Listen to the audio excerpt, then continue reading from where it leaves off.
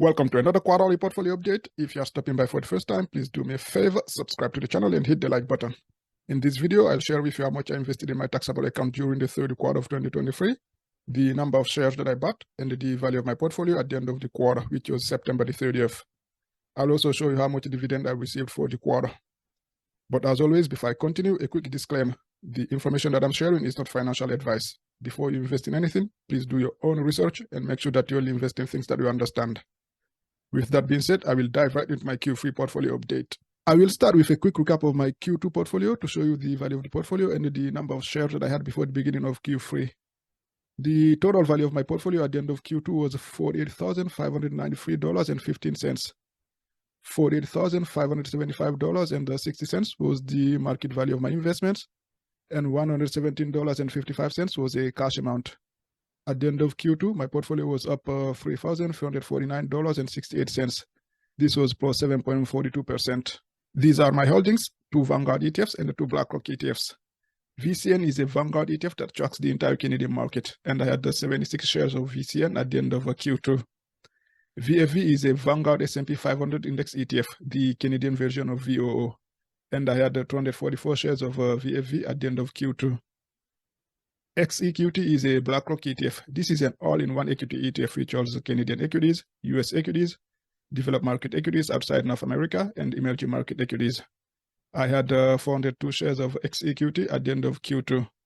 If you live in Canada and you want to hold a single equity ETF which is globally diversified, you might consider looking into XEQT or its Vanguard equivalent, which is VEQT. The two ETFs are pretty similar. There's only a few minor differences. For example, XEQT has more US exposure than VEQT, while VEQT has more Canadian exposure than XEQT. The management expense ratio for XEQT is 20 basis points, while it is 24 basis points for VEQT. But honestly, I don't think you can go wrong with either ETF. XUU is also a BlackRock ETF. This is an ETF that tracks the US total stock market, and I had 214 shares of XUU at the end of Q2. I will now show you how much I invested during the third quarter of 2023 and the number of shares that I bought.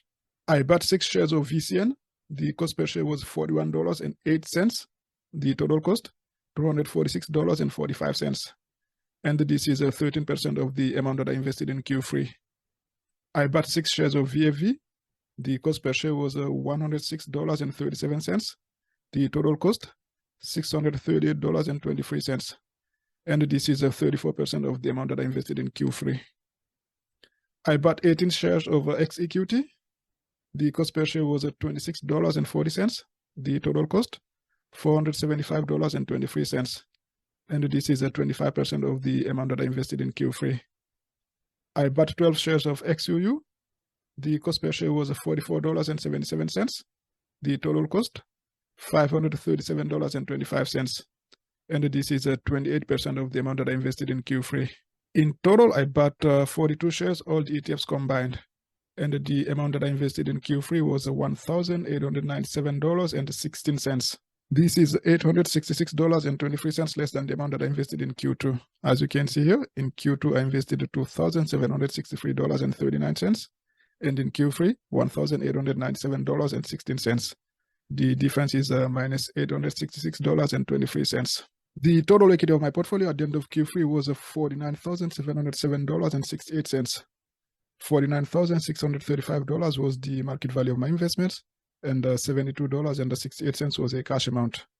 At the end of Q3, my portfolio was up $2,611.73.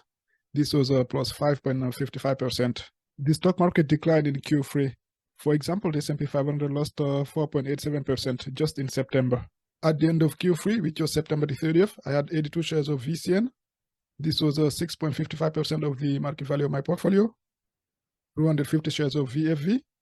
This was 51.93% of the market value of my portfolio. 420 shares of XEQT. This was 21.71% of the market value of my portfolio. And 226 shares of XUU. This was 19.66% of the market value of my portfolio. All right, I will now show you how much dividend I received for the quarter. In order for you to receive an upcoming dividend payment, you have to be the shareholder on the record date. I had 82 shares of VCN on the record date. The dividend amount per share was 32 cents. The dividend amount that I received was $26.48. This was 15% of the dividend amount that I received in Q3. I had 250 shares of VFV. The dividend amount per share was 32 cents. The dividend amount that I received was $79.13. This was 45% of the dividend amount that I received in Q3. I had the 420 shares of XEQT. The dividend amount per share was 9 cents. The dividend amount that I received was $37.80. This was 21% of the dividend amount that I received in Q3. I had 226 shares of XUU on the record date. The dividend amount per share was 14 cents. The dividend amount that I received was $32.54. And this was 18% of the dividend amount that I received in Q3.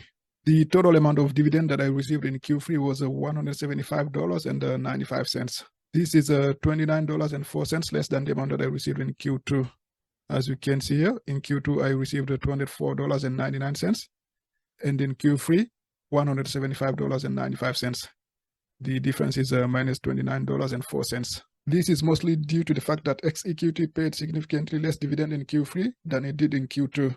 For example, in Q2, the amount of dividend per share for XEQT was 20 cents, while in Q3 it dropped to 9 cents. What I have noticed so far is the dividend distribution for XEQT tend to be higher in June and December than it is in March and September. You can see in this distribution chart for XEQT that the dividend amount is higher in June and December than it is in September and March. For example, this is June 2021. The amount of dividend per share was 14 cents. And in September, it was 6 cents. In December, it went up to 15 cents. And in March, it went down to 8 cents. In June, it went up to 19 cents. September, back down to 7 cents. In December, it went to 16 cents. And in March, back to 8 cents. In June 2023, it went up to almost 20 cents. And now September 2023, it is back down to 9 cents. The goal of these ETFs is not dividend growth, but rather long-term capital growth. Any dividend amount that I received, I reinvest it right away, so I keep the money working. All right, feel free to leave a comment below. Please like the video and subscribe to the channel. Thank you for watching. I will see you next time with another update. Peace out.